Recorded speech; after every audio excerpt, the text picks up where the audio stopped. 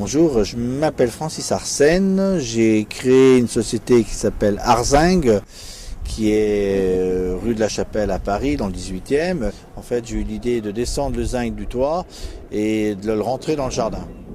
On fait des jardinières, des murs d'eau, des objets plus ou moins grands, d'ornements, des choses comme ça. Le zinc a un avantage par rapport à d'autres matériaux certaines fois, dans le sens c'est qu'il se corrode avec le temps. On n'a pas besoin de lui apporter des traitements extérieurs. Rien que le fait des intempéries lui apporte une patine à lui-même. À l'intérieur, quand c'est des contenants, des jardinières, on lui apporte un anticorrosion et éventuellement un isolant pour éviter que ça chauffe, que ça soit trop froid l'hiver, tout simplement.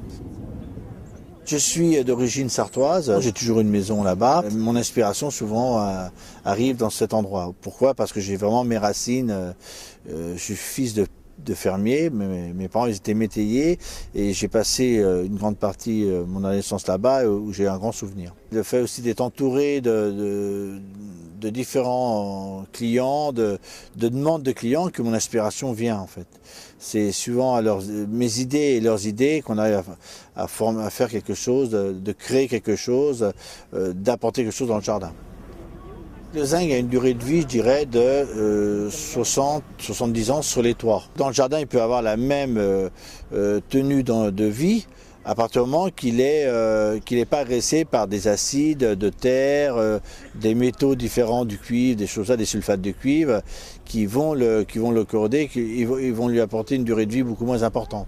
Si on a des terres qui sont trop agressives, il faut à ce moment-là le protéger en apportant un anticorrosion à l'intérieur, pour éviter une usure trop rapide de la matière.